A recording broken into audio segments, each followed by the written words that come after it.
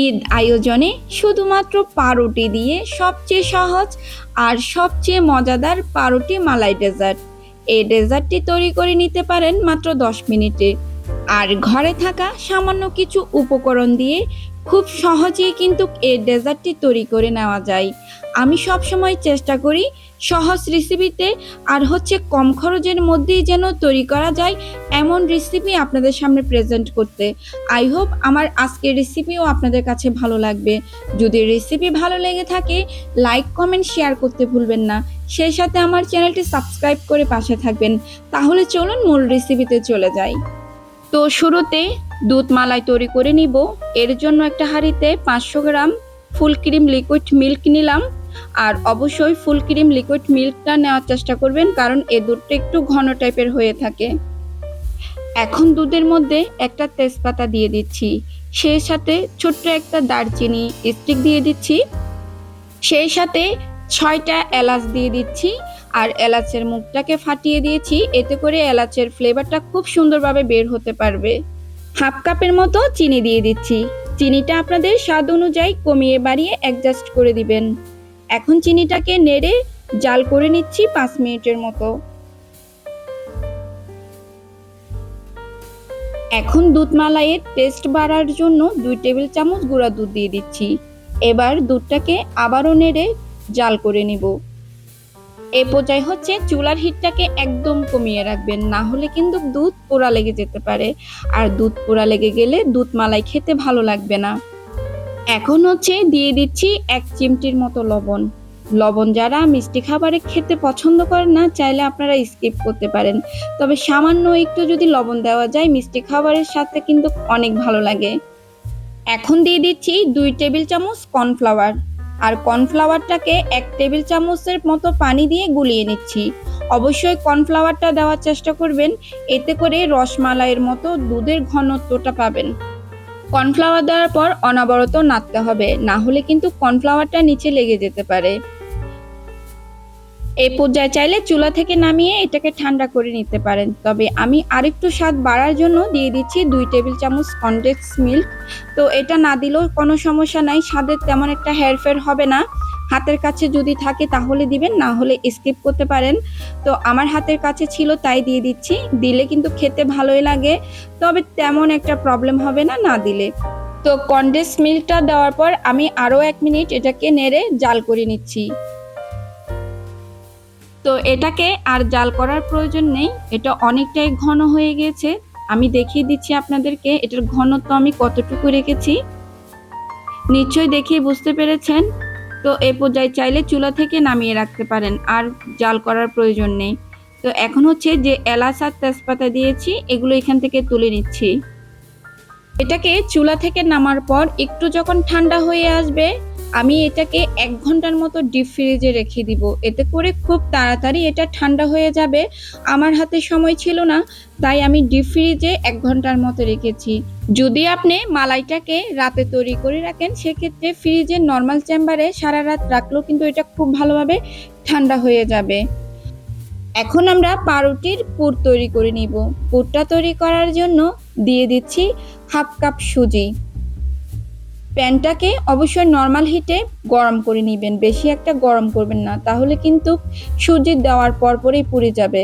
আর চুলার হিটটা একদম মিডিয়াম করে রাখবেন, মিডিয়াম আছে 5 মিনিটের মতো এই সুজিটাকে ভাজতে হবে। আপনি একটু সময় নিয়ে যদি সুজিটাকে ভাজেন তাহলে সুজি থেকে কিন্তু খুব সুন্দর একটা ফ্লেভার বের হয়ে আসবে। আরো সুন্দর ফ্লেভার পাওয়ার জন্য দিয়ে দিচ্ছি 2 টুকরা ছোট দারচিনির স্টিক, সেই সাথে দিয়ে দিচ্ছি 2টা তেজপাতা। এগুলো দিয়ে সুজিটা ভাজলে সুজির ফ্লেভারটা আরো কিন্তু দ্বিগুণ বেড়ে যাবে।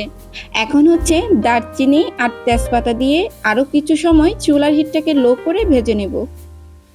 আমি কিন্তু বারবারই বলছি, আমি একদম চুলার আঁচটা প্রথম থেকে কমিয়ে রেখেছি, যাতে করে পোড়া যেন না লেগে যায়। যে কোনো মিষ্টি খাবার তৈরি করার ক্ষেত্রে চুলার হিটটা একদম কমিয়ে রাখবেন, তাহলে কিন্তু প্রপারলি খাবারটা তৈরি করতে পারবেন। তাড়াহুড়া করে চুলার হিটটা বাড়িয়ে কোনো খাবার কিন্তু তৈরি করা যায় না, আর খুব ভালো একটাও তৈরি হয় না। তো এই পর্যায়ে আমি 5 মিনিটের মতো সুজিটাকে ভেজে নিয়েছি। সুজিটা যখন একটু ভাজা হয়ে গিয়েছে এ পর্যায়ে দিয়ে দিচ্ছি 1 টেবিল চামচের মতো ঘি। ঘিটা অবশ্যই দেওয়ার চেষ্টা করবেন, এতে কিন্তু খেতে যেমন ভালো লাগবে ঠিক তেমনই একটা শাহি শাহি ভাব চলে আসবে। ঘিয়ের সঙ্গে সুজিটাকে আবারও আমি 2 মিনিটের মতো ভেজে নিব। সুজির হালুয়া অথবা কেক যদি বানাতে যাই, আমরা কিন্তু এভাবেই সুজিটাকে ঘির সাথে ভেজে নিই, ঠিক একইভাবে ভাজতে হবে। এই সুজিটা যদি ঘি দিয়ে ভাজেন খেতে যেমন ভালো লাগবে ঠিক সুন্দর একটা ফ্লেভারও বের হয়ে আসবে। তো আমি সুজিটাকে ভাজার পর এখানে দিয়ে দিচ্ছি 1/2 কাপ দুধ। আমি এখানে অর্ধেক অর্ধেক করে দুধ দিচ্ছি, যতটুকু প্রয়োজন হবে ঠিক ততটুকুই দুধ দিব, কারণ এটা শক্ত টাইপের পুর হবে। দুধ যদি একসাথে সব দিয়ে দিই তাহলে কিন্তু এটা নরম হয়ে যাওয়ার সম্ভাবনা আছে, তাই একটু পর প্রয়োজন মতো দুধটাকে ব্যবহার করব। এখন হচ্ছে বাকি দুধটা দিয়ে দিচ্ছি, আর এই দুধটা দিয়ে আমি সুজিটাকে খুব ভালোভাবে ফুটিয়ে নিব। তারপর দিয়ে দিচ্ছি 1 টেবিল চামচ চীনা বাদাম কুচি, আপনি চাইলে যে কোনো বাদাম এখানে ব্যবহার করতে পারেন। আর হচ্ছে দিয়ে দিচ্ছি 1 টেবিল চামচ কিশমিশ, সেই সাথে দিয়ে দিচ্ছি 1/3 কাপ নারকেল কোড়ানো। নারকেল কোড়ানো হচ্ছে অপশনাল, যদি আপনার হাতের কাছে থাকে তাহলে দিবেন, না থাকলে কোনো সমস্যা নেই। আর হচ্ছে দিয়ে দিচ্ছি 3 টেবিল চামচ গুঁড়া দুধ। দুধটা একটু বেশি করে দেওয়ার চেষ্টা করবেন, তাহলে কিন্তু পুরটা খেতে ভালো লাগবে। আর দিয়ে দিচ্ছি 1 চিমটির মতো লবণ। সুজিতে অবশ্যই লবণ দেওয়ার চেষ্টা করবেন, না হলে কিন্তু সুজিটা খেতে ভালো লাগবে না। এখন সবকিছু একসাথে খুব ভালোভাবে নেড়ে মিশিয়ে নিব। তবে একটা জিনিস নিশ্চয়ই খেয়াল করেছেন, আমি কিন্তু এখানে এখনো পর্যন্ত চিনি দিইনি। চিনিটা আমি একদম সব শেষে ব্যবহার করব, কারণ এই পুরটা কিন্তু একটু শক্ত টাইপের। চিনিটা যদি আমি এখনই দিয়ে দিই তাহলে এটা নরম নরম টাইপের হয়ে যাবে।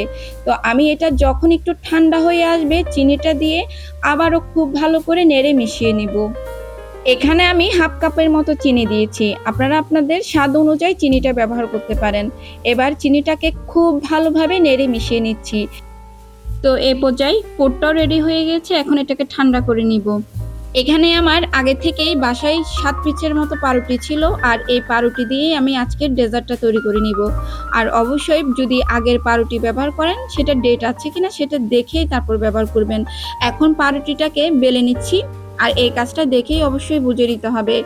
বেলে নেওয়ার পর চারপাশের যে ব্রাউন কালারের অংশ আছে সেটাকে কেটে ফেলে দিচ্ছি। একইভাবে আমি সবগুলো পাউরুটি বেলে নিয়েছি আর চারপাশ থেকে কেটে সমান করে নিয়েছি।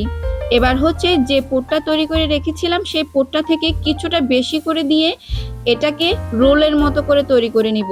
আর এই কাজটা দেখেই আপনাদেরকে বুঝে নিতে হবে, ঠিক রোল যেভাবে করি সেভাবেই বটে নিতে হবে।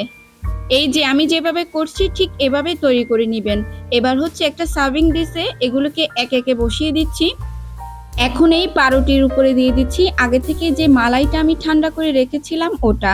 আর মালাইয়ের কনসিস্টেন্সিটা দেখে নিশ্চয়ই বুঝতে পেরেছেন আমি কতটুকু ঘনত্ব রেখেছি। এখন আপনি পছন্দ মতো বাদাম দিয়ে এটাকে ডেকোরেশন করে নিতে পারেন। আমি এখানে চীনা বাদামের কুচি আর হচ্ছে কিছু কিশমিশ দিয়ে দিচ্ছি। আপনি যত সুন্দর করে এটাকে সাজিয়ে দিতে পারবেন ততই কিন্তু খেতে ভালো লাগবে।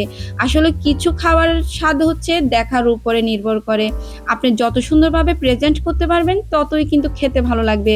রেডি হয়ে গেল আমাদের পাউরুটি মালাই ডেজার্ট, এখন শুধু ঠান্ডা ঠান্ডা পরিবেশন করার পালা।